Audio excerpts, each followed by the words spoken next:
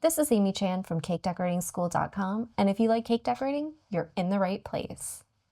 This video is about how to practice your roses. It's broken down into steps, so you can skip ahead, rewind, and rewatch as desired.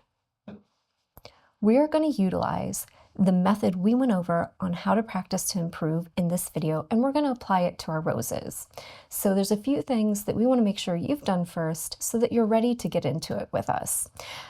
Watch our video on how to use your flower nail. It also covers setting up your templates, and familiarize yourself with using your flower nail so that you're comfortable. Second, we're going to also use the method that we used in our basic rose video to pipe our roses. So if you haven't already watched that and gotten a good grasp on it, it's a good idea to go back and watch that, because then this whole video will make way more sense. If you're already up to speed on those, then you can just continue and enjoy the fun. We're going to use a few things in here. There's a nice little template that we've made for this video, and it's just a nice little 2-inch circle, so it's going to go on your 2-inch flower nail, and it's got this great little space marking in here that's going to mark the width of your rose base for you. So it's going to be a great, quick, easy visual guide, and this is just a little freebie we're giving away to you all. So if you're already one of our paid members and students, it'll be up there on the platform for you, and you can download it, print it out, and make your little templates. And if you'd like to get this but aren't a student, you can sign up for our email list and get that little free printout to help you get started. We're also using 3 bags today. I've got one with my number 12 tip, so round tip. And then I made 2 with 104s. We're going to be using our 104 a lot. So I've got 2 here just because it's going to warm up a little bit while I'm using it, because we're going to use it to pipe the petals. But having these 3 bags will help with the whole warm hands, which most of us have. And if you do have problems with hot hands, we've got a video on that as well. So it'll give you some tips and steps and methods for dealing with that so it doesn't impact your work. And you can see we've got our flower nail and block off to the side, and I've already got my little template prepped. I've just used some clear packing tape to give it a nice smooth surface on there that I can wipe any buttercream off easily. And I've used just a little bit of double-sided craft tape to make sure it sticks to my nail and adheres and doesn't go anywhere on me, but I can easily peel it off when I'm done to work on other things. I've also got a nice stack of little 2-inch parchment squares that I'm going to be using to pipe my roses on. So our first step for today, for everyone, is going to be evaluating our work. So if you haven't piped roses in a while, go ahead and pipe a couple so you have them out to look at them while you watch the next few segments of this video. We're going to go through each step of our rose and break it down into the key elements for how to make that part of the rose look really nice.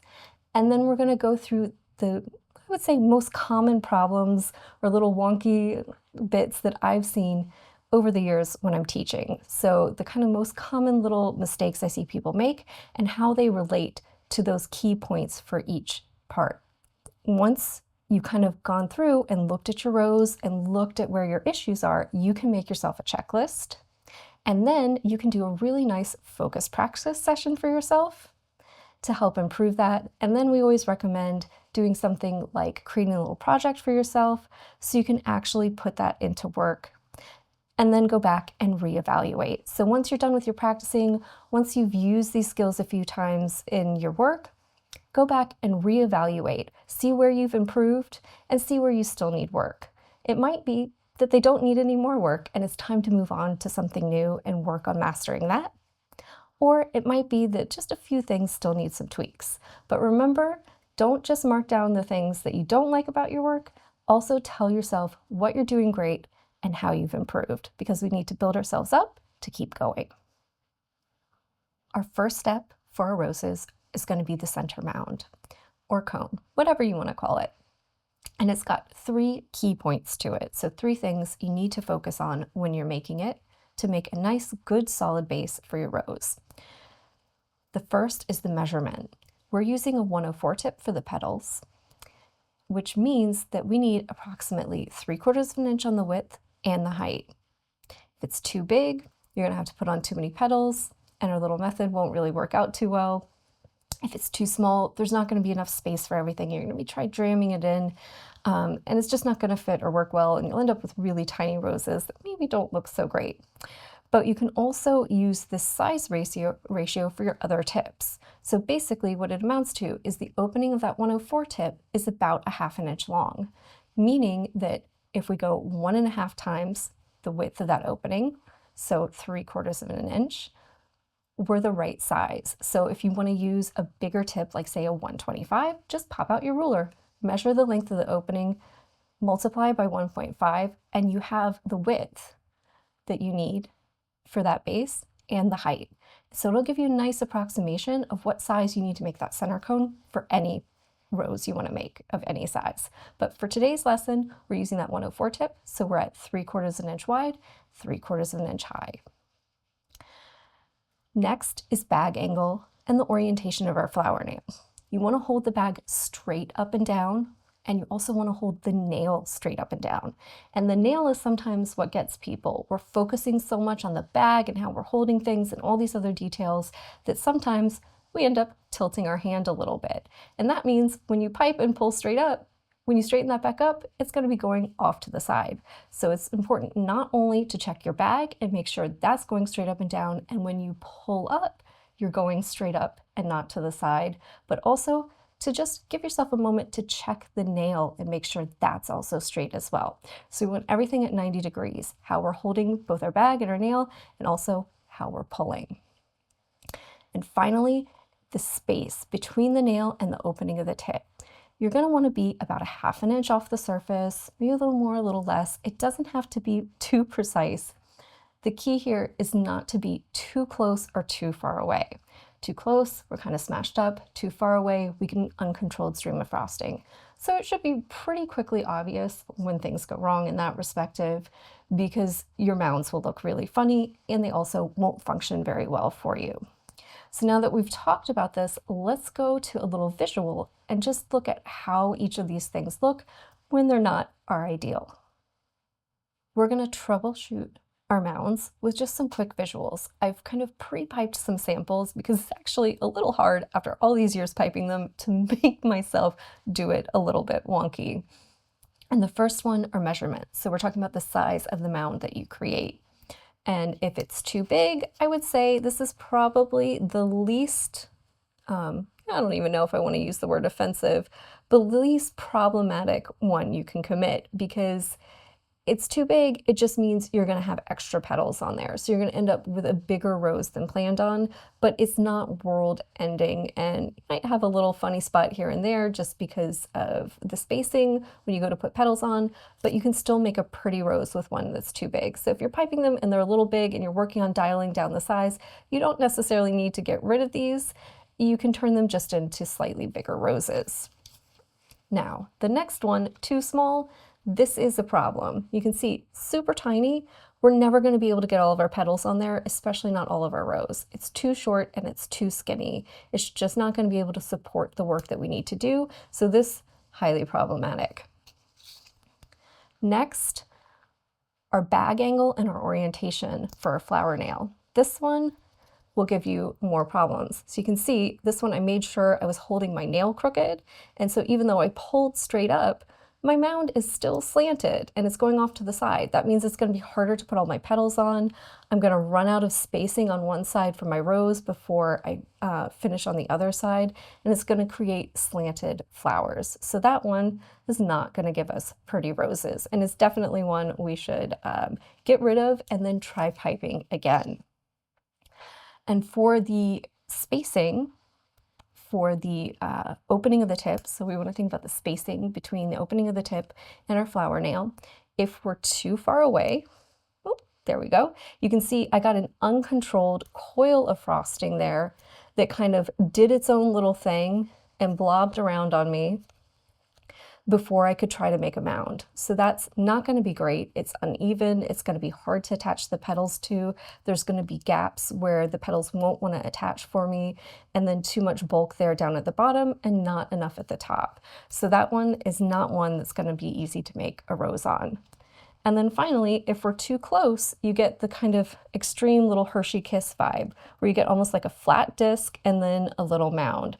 It's going to be really hard to pipe on this because you could maybe get a center petal on there, and then where are you putting all your rows of petals? So it's going to leave a lot of unsupported frosting and be really hard to work on. So that's what happens if you've got that tip too close to the surface.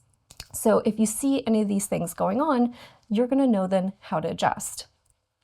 Is it just a matter of your timing and squeezing a little more to make it bigger or a little less to make it smaller? Is it really checking that bag angle and how you're holding your nail and how you're pulling up to see where you're going wrong to create a slant? Or is it just a matter of adjusting the height of the opening of the tip when you're starting your piping? And this will give you some clues into where you're going wrong, where you're getting off, so that we can correct and make some beautiful center mounds. So now that we've gone over that, let's pull out our nail and our bags of frosting and pipe ourselves a really good mound. We have our flower nail. It's got our template on it. I've attached a little piece of parchment with a tiny bit of buttercream, and I've got my bag with my number 12 tip on it. We're going to set ourselves up for success. I've got my nail straight up and down. Make sure you're not at a little angle there. And I've done the same with my bag. I am 1/2 inch approximately off the surface.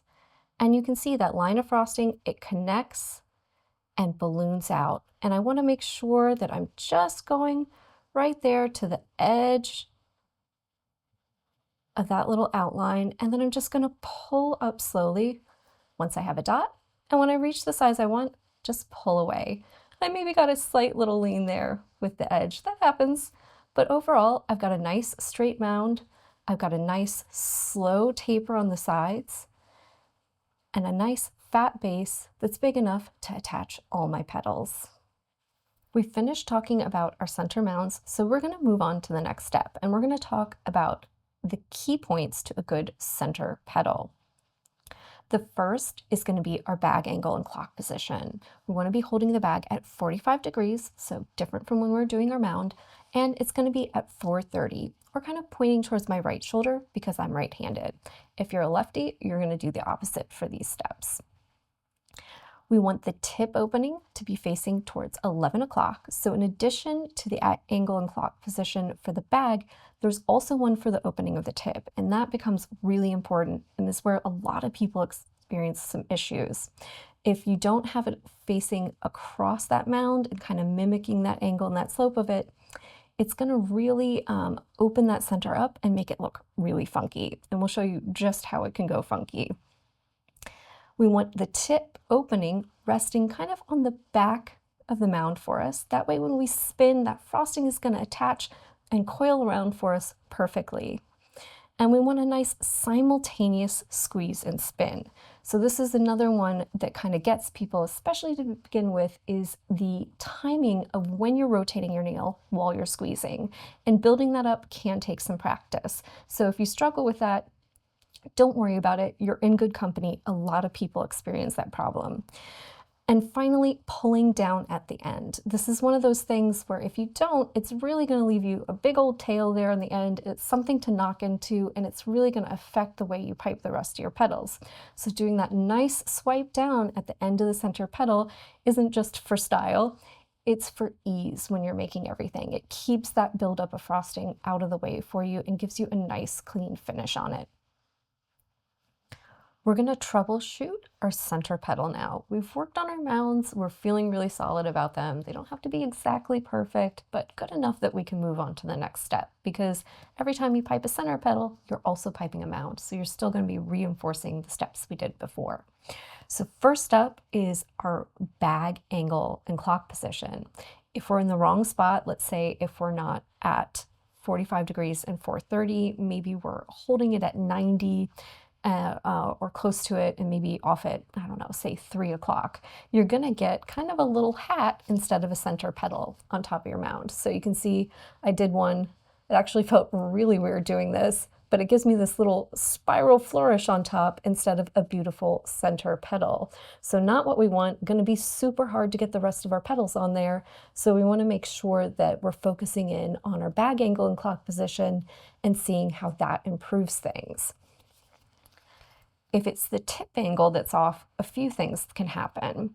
If you're too far counterclockwise, like let's say you're holding it at noon instead of 11, it's not going to be the worst thing that can happen, but what it does is it creates a little unsupported ridge of frosting. So there's going to be a gap between that center petal and the mound, and it's going to be a little more, oh, here we go, of like a flare to it. And you can see it's not the best looking, and it's kind of an awkward shape. It's going to make it hard to put on the rest of our petals and really get in there and make everything look nice, but as the things go, that's not the worst one. If we're too far clockwise, the base of the petal will be supported, but the top of it will be open. So you can see it's not really looking like a center petal to a rose anymore because we don't have that tight closed little spiral that pulls down at the edge that looks like a tightly closed coiled little petal. Now we have a weird little kind of center that's open that has a little dot in there, and it's starting to look a bit like an eyeball and maybe not exactly what we want to look at. This is a good indication that when you're doing your center petal, you're not holding that tip at that 11 o'clock angle, you're probably at noon or even wider open if you're getting that big hole in the center. The next thing is the tip position. So when we line this up, we really want it to be kind of in line with or just above the top of our mound. And that's going to give us a nice, tight, closed center petal. If we're too far up, here we go. Try not to drop these. It's going to be a little unsupported and a little unstable. I did these yesterday and you can see this one kind of flopped over on me because I've done this really far up so that a lot of this frosting is unsupported and it ends up being too much weight and it's going to make them sag over to the side. So even though we started with a straight mound, now we're kind of leaning and things are unsupported. This isn't the worst thing that can happen. You can still probably get a good rose out of it, but that unsupported nature of the frosting is going to make it really unstable. So especially when you're doing your first row of petals, you'll probably feel it wobble around on you a little bit. That's a good indication that maybe you have the tip too far up to start with. It could also leave you with extra space that requires more rows to complete your flower. If we are too far down, you can see that also leaves you with a big hole in the middle. So not the best looking, doesn't really look like the center of the rose. We've got a little eyeball action going on again there. Otherwise, the form is good on this one and you'd be able to complete a rose. It's just not going to be the most stunning thing that you've ever created. Next, we're going to talk about tip placement. So when we do them, the tip should be kind of resting here towards the back.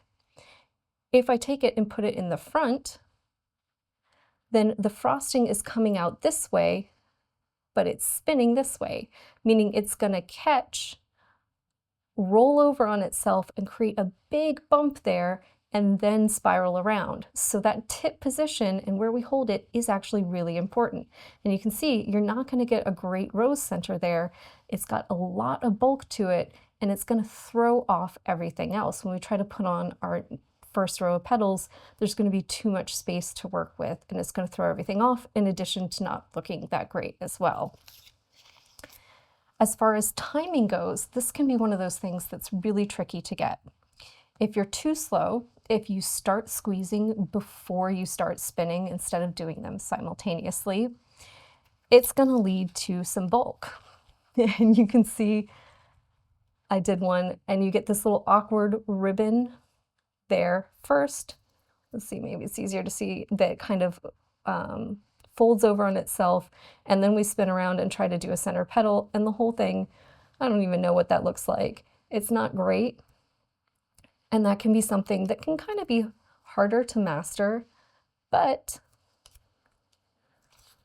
let's see if there's a better angle to view this. So yeah, maybe from that side. You can see it ends up with a lot of extra bulk and really an unusable center petal that's going to really interfere with everything else. So if you're having trouble with the timing, the best thing to do is get yourself started spinning first, because things will just glide around, and then start squeezing. And work on getting it so that those two things happen simultaneously, so that when you move on, it's easier for you to do things like your petals. And finally, the finish. When we finish that center petal, we want to swipe down the side of the cone with the tip. If we don't, and you just pull out, you're going to end up with a little tail. And obviously, oh, let's see, there we go, now we're in focus. That is really going to interfere with putting on the rest of your petals. It's going to block them, it's going to be in the way. This is something that you probably could fix just with your tip and gently encourage that to fold down for yourself. But it's good to practice coming around and then finishing by pulling down. That's going to give you nice clean finishes that won't interfere with that first row of petals and will set you up for success. So these are the most common problems I see with center petals. There's of course many ways to do things, so this might not be the sum total of everything you might see, especially if you're doing things like having trouble with the bag angle and clock position. There's a lot of different ways you can hold it, so it might end up looking a little differently. But this is just a nice guide to kind of help you dial in where you're having problems and why, so you can work on forming great center petals, which will set you up for success for the rest of your rows. We're going to practice our center petal now, which means we're going to start with our mound. So same as before, 90 degrees on the bag, 90 degrees on the flower nail. We're hovering above the surface. We want to let that frosting connect and balloon out, really just eclipse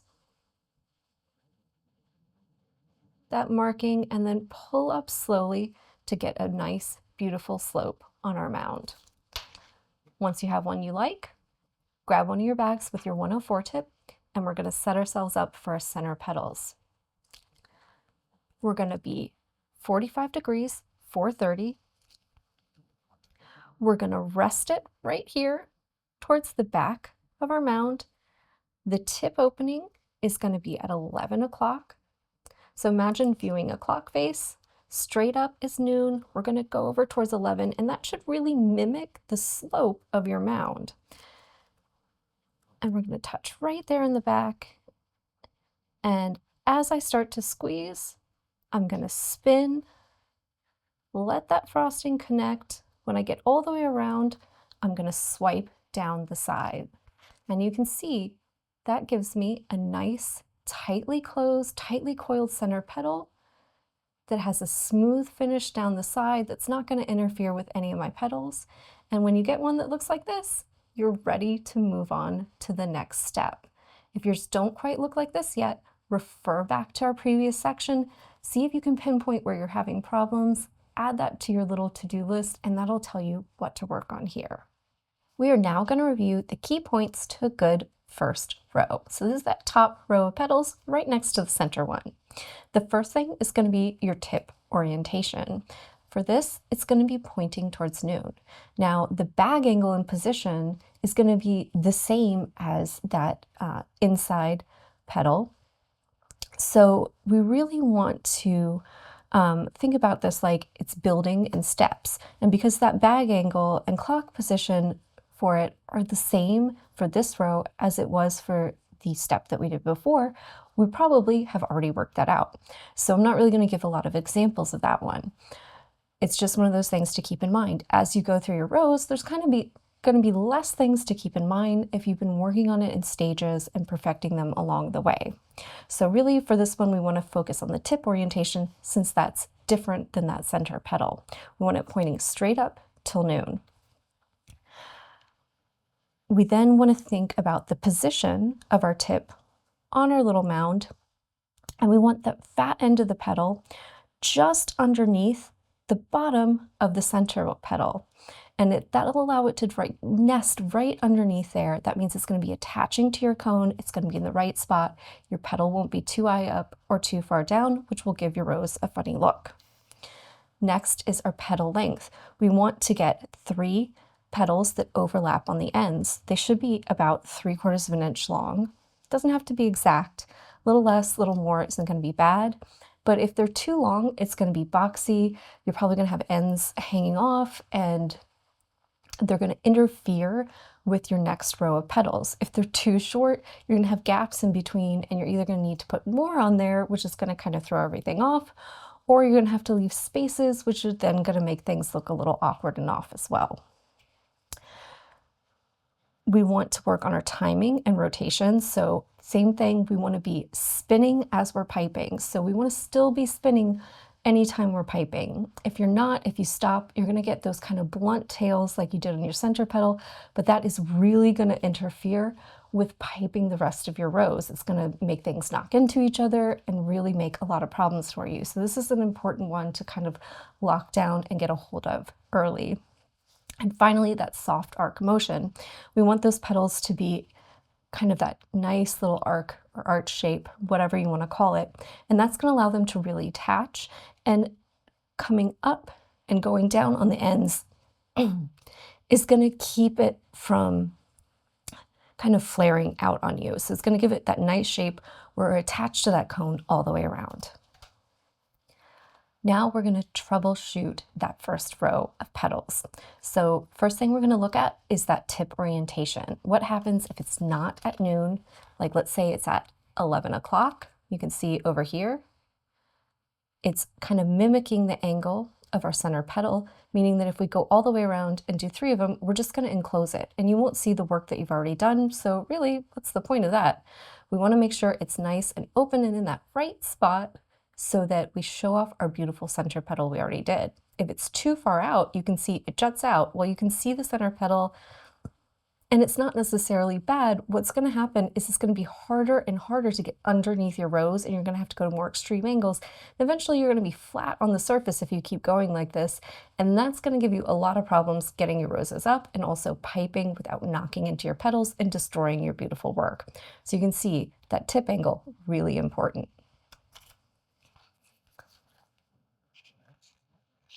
Next, we have tip position. So getting it so that the bottom of the tip is right under the center petal, there you go, is really important. If it's too far down, you're not going to have space for the rest of your rows. The center petal is going to stick out the top and give us a kind of a funny look. If it's too high up, you can see it's just riding on and kind of fully enclosing that center petal. So even though we're at the right tip orientation, it's pointing up towards noon, if we put 3 of those on there, it would completely enclose our centers. In addition to that, it's going to make it too tall, so we're going to have lots of space down the side and probably need extra rows of petals. So it's going to make our roses look a little funny and also make more work for ourselves if we keep going.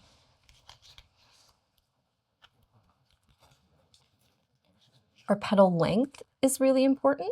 So you can see these are really kind of short, which means I needed more of them. And it makes our roses end up looking a little bit boxy. It's going to make our other rows a little more difficult to put on, and it's going to throw off our spacing, throw off our timing a little bit.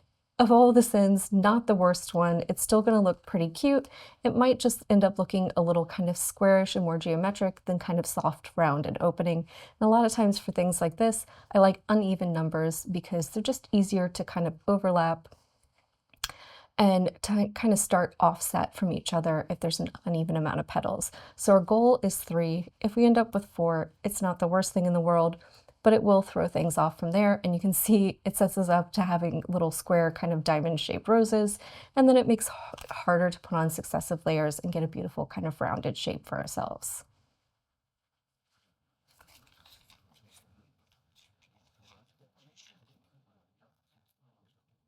All right.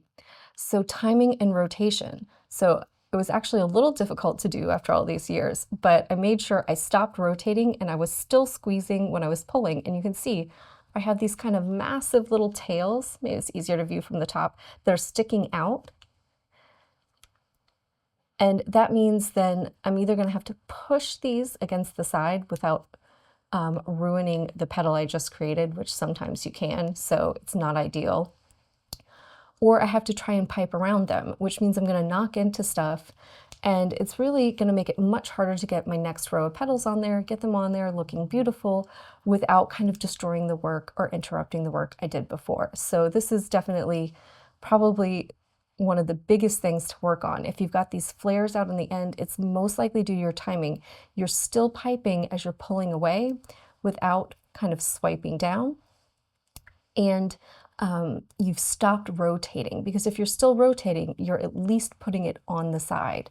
So that's really key. Working out that rotation while you're piping is a great way to avoid these and those big blunt ends on the end that really interfere with putting on the rest of your petals and can really take what would be a beautiful rose and turn it into something that looks quite messy. And finally, that petal shape. So the other important thing to making clean work is having that nice arch shape. When we get these blunt flat tops, you can see it doesn't quite look the same. It doesn't have the same natural feel to a rose. And it's also a good way to get those little ends sticking out because we're not pulling down in that soft motion. So you might get unattached areas of frosting if you're doing them flat across the top. It's also one of those things that after so many years, it's really hard to do. Really had to focus to make it like that. But it means that you might get little unattached pieces, and they're going to make it hard to put on the rest of your petals. They're going to make it hard to keep working because you might get little bits of frosting that aren't quite adhered to that cone. And then as you go, that kind of builds up and it can make things fall off. So it can be a real little disaster there, in addition to not looking as aesthetically pleasing. So those are probably, I would say, the most common problems we run into when I'm looking at people doing that first row of petals. Now that we've talked about those, you should hopefully be able to identify any issues you're having. And we're going to take a little minute to go ahead and pipe a good first row so you have a great reference for that. We've got our mound and our center petal ready, and now we're going to pipe a really good first row. And I want to take a moment to set myself up. My bag is 430, 45 degrees. You can see my tip is going straight up and down. So we were at 11 o'clock. We're just going to rotate that so you can just kind of turn it a little bit in your hand. And we're going to start just underneath the bottom of that center petal, and we're going to pull towards ourselves as we spin. So you want to just think about making a nice soft arc motion, and we're going to pull down while we're still spinning.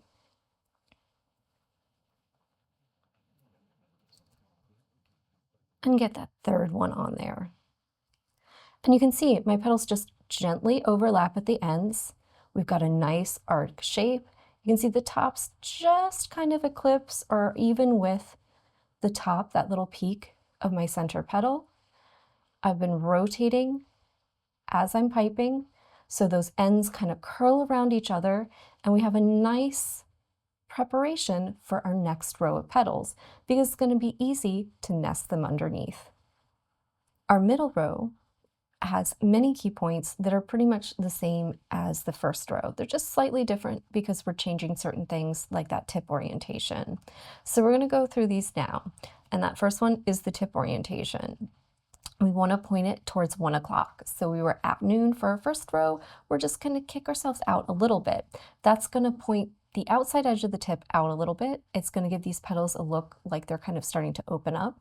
And it's also going to encourage the bottom end to kick inward, which means it's easy then to nest underneath the row of petals before it. So it really sets you up for success. We're going to position the bag, like we just said, right so that fat end is under the first row. And I like to start kind of in the middle on that top point of one of those arches where I'm piping, and then pull, and that kind of really sets me up for the success. It means my petals are offset from each other, which looks lovely, and it means I'm kind of in the right spot. So the length and spacing, very similar. The petals are going to be about the same length, but because we're further down the cone, we've got more of a buildup of frosting, we just need more of them. And typically that's going to be about 4 to 5. 5 is ideal, 4 is still, I think, within acceptable range. And the key there is not to have too many or too few. Too many, and it just looks kind of cluttered and odd because all of a sudden your petals are a different size. Too few, and it can look kind of boxy and squared off. The timing is going to be the same as your first row. So if you've already worked out that timing, you're good with your rotation as you're piping, and you've got that and it already kind of feels like muscle memory, then this really shouldn't be a problem here. But it's just one of those things we always want to be mindful of because it can really leave those tails on the outside end that really do interfere with our work. So now that we've talked about these key points, we want to pull out our little samples so we can look at some of the common problems that you might have if these aren't all on the up and up. So let's talk about troubleshooting our middle row. If we have the petal orientation off, you can see if it's going straight up still, it's going to be bulky. All my petals kind of end up being in line with each other and we get a bit of that bobblehead look, and there's going to be a huge gap down there. Things up here are going to get really heavy and it's going to get a little wobbly and kind of scary. If they're too far out, it's a similar problem than what you would have if you did this on your first row, where it's just going to be too difficult to get your petals underneath there. Everything's going to run in together. It's going to be touching the nail. So it's going to be hard to place them on your cakes because it's going to be hard to get them off the paper as well. So I just want to see this one too also encourages you to do it higher up, which gives you that bobblehead effect. So both of those are kind of a problem because they're encouraging different issues to occur. So really make sure that you're angling that tip out a little bit so that you're set up to nest underneath, but you're not so far out that you're really going to give yourself problems piping the rest of your rows of petals. Next, if we get the tip position too high, you can still be angled out correctly, but it's going to give you that bobblehead, kind of just like you would get if you had the tip in the wrong position. So those can kind of end up being similar. If we've got our tip orientation correct, but we're too low down, you can see there's too much spacing between the rows of petals now, and you're not going to have room for your third row. So your roses are just going to look kind of funny, like there's a huge gap in the petals, like someone plucked a whole bunch of them out. So maybe it's not unusable, but it's also not ideal, and it's going to look a little funky. And especially if you view it from the side, you can see there's a huge difference between where that first row is and where that second row is. That is a good indication that you're too far down your cone. You'll probably also be knocking into your flower nail, and that's a good indication that you need to move things up a little bit. And finally, that petal length. So similar to first row, if you do them too short, you're going to end up with too many. Too many is, I think, better than too few. Too few, if they're too long, you're going to end up getting a much more geometric shape to your roses, and they're not going to look that great, and it's also going to be harder to put the next row on because things aren't going to flow on that nice curve. So it's just going to kind of build up in layers of awkwardness, I would say. So really make sure that you get those petals like the right length. If they're too long or too short, it's going to give you some issues and make your roses look a little funky. Now it's time to pipe a good example for our middle row. You can see I've got a nice center petal, mound, and first row going. Bag angle and position is the same for this one. We just want to rotate from noon to 1 o'clock. So think about just moving it out kind of like an hour on our clock face. And you can see that encourages the back end to angle towards. And I'm just going to start right underneath my first row at the high point on one of those and pipe my first petal. I want to make the ends overlapping. Just go nice and smooth and slow. There's 4. And if you're rotating as you go, you can see those ends cover each other nice and smoothly because they're attached from start to finish. So they overlap well. That little bit of angle out with the tip means that our rose is starting to open up, but it's not so severe that when we view it from the side, you can see we still have space for that bottom row. Let's talk about the key points to good bottom row. We're almost there. We're just about to cross the finish line. We just have one more row of petals to do. This one, tip orientation is going to be out towards 2. So think just like we moved it out towards 1 o'clock for the row before, we want to move it out another hour on our clock face for this last row. And that should mean that our bottom end of the tip is right in the correct position, and that's going to be on the base of our nail, and this is going to finish it off lovely. So we're going to be on the base of the nail and just kind of barely pulling up for that arc motion. The length on these, approximately the same, maybe just a little bit longer. Think about we've been adding bulk, so this last row of petals, they're probably going to be about 3/4 of an inch to an inch long. So they might be just a touch longer, somewhere in between there. Ideally, we want 6 to 7 petals, and that should tell you they're about the right length. 7 kind of being that ideal. It gives us a nice odd number, it keeps us a nice round shape, and it'll ensure that they're probably all just about the same length. The timing for turning your nail is going to be the same as the rest of them. So that timing between turning and piping is going to be similar. And we've already worked on it with 2 rows of petals, so it really shouldn't be an issue at this point. Now that we've reviewed these key points, let's pull out what some of the issues look like when they occur with these. So let's look at what it looks like when we have some issues with our bottom row. First one, tip orientation. We want it to be out towards 2 o'clock, so not at 3 o'clock. If you go completely out, you're going to be touching the nail. It's going to be hard to get all your petals on there without knocking into them, and then it's probably also going to be really hard to transfer these over, and you'll also note that you end up with this really extreme gap between your middle row and the bottom row. If it's pointing straight up, you're going to be pushing all your petals towards the center and kind of closing up your flower, which doesn't look great, although not the worst in terms of problems because it would still create kind of a passable rose. But if you start to see that happening, just make sure the next one you pipe, you're moving it out a little bit more, and that'll fix that issue.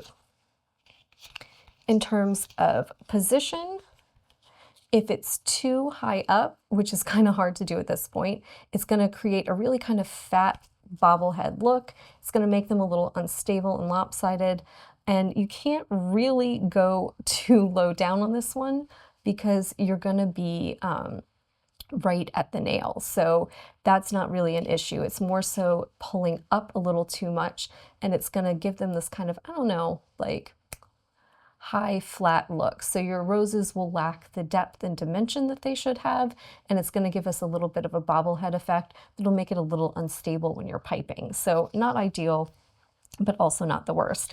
And then I saved one kind of special one that's an oddball that I see every once in a while. Piping roses, there's a lot to remember. There's a lot of things you need to do with your hands to set things up, holding the nail straight, and there's a lot of steps. So every once in a while, I realize people get too focused on that and forget one of the most basic things, and that is the skinny end makes the outside edge of the petals and the fat end goes towards the center. So every once in a while I see this. You can see it looks really thick on the outside edges, and that just means you got your tip upside down. And while it doesn't make the most pretty rose, if we did it in green, it would actually be a really cute baby succulent. So I just wanted to include this one because it's something I've seen on occasion. And I've literally seen people do everything right, every other step, every other point. They've got it spot on. They just had the tip upside down. And they were actually making beautiful roses in disguise. They just needed to turn that around for themselves. So this is just one final note on a problem that I've seen before that, you know, it was just really actually kind of cute. They were doing everything else right, just had their tip flipped upside down. So that'll give you fat, blunt, kind of pillowy looking petals instead of ones with nice, thin, beautiful ridges. We're ready to pipe our final row. So this bottom row is going to finish our rose. And if you've already done the work to get a clean finish up until this point, then the end should be really easy. We want to make sure that our bag position and angle is the same as always, 430, 45 degrees, and we just want to rotate the tip out a little more than before, so we're at about 2 o'clock, and we want to be down on the bottom of the nail. So you're going to feel the fat end of the tip kind of click right onto that nail, and I'm just going to do like before where I started in between 2 petals so I can overlap and just pull up a little bit. Timing is the same, so if we're piping, we are rotating and those petals just a little bit longer. And that way, 7 of them should get us all the way around. And if we're not at too severe of an angle, we shouldn't run into the work that we did before. And if we're turning as we go, We shouldn't kind of bump into things because they should be laid on there pretty flat. So it'll give you a beautiful finish to your rose. You can see you've got just a little bit more subtle of an arc to those petals, and you can barely see the bottom. And this way we have a nice gradual opening of those petals. We have a nice slope and kind of body where you get this kind of overall rounded shape because all those rows are in the right spot. And it gives us, oh, if this doesn't slide off on me, a beautiful finish to our flowers and a lovely clean look to our roses. If you've already watched all the other parts of this video, you should have a really good idea of what your problems are at each step and what the cause of them is. That means you can set up a nice little practice session for yourself and work through each stage of your rose. Start with your mound, work till your bottom row, and tackle those problems one at a time. And you might not be 100% proficient. You want to go till things are starting to feel like muscle memory, till they're getting to the point where they're almost perfect and you can create a passable rose, and then you can move on to the next step. Because even with the next step, you'll notice you still have to pipe the mound to do that center petal.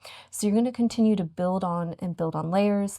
And so you want to get good enough that you're starting to feel really confident, and then you can move on to the next step and continue working on those little points on each phase until you get to the end. And that'll give you some great practice sessions with your roses that'll really bump up the quality and precision and really make each of those things feel like muscle memory. Once you're done with that, try a project that'll involve roses. That'll help to reinforce them. And once you've done a few rose-themed projects, go back and reevaluate your work.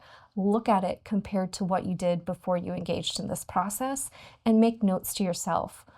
Make sure to list what you've improved on and not just what you still need to work on. And it could be that you've gotten really great and you don't need to work on them anymore. And it's time to move on to another skill and keep practicing to improve your work.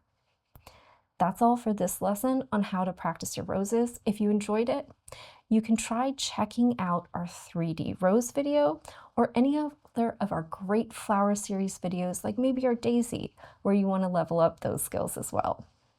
And don't forget to sign up for our email list so you can get your free rose template download, and that is going to help you with the sizing of those rose bases to set you up for success. If you enjoyed this video and you'd like more about the cake decorating materials and equipment we use, or just some inspirational videos about cake decorating itself, you can follow us on Insta or YouTube at Cake Decorating School. If you'd like to know more about yearly membership and what it entails, you can go to www.cakedecoratingschool.com for more information. And if you're interested in these products, you can check the links in the description.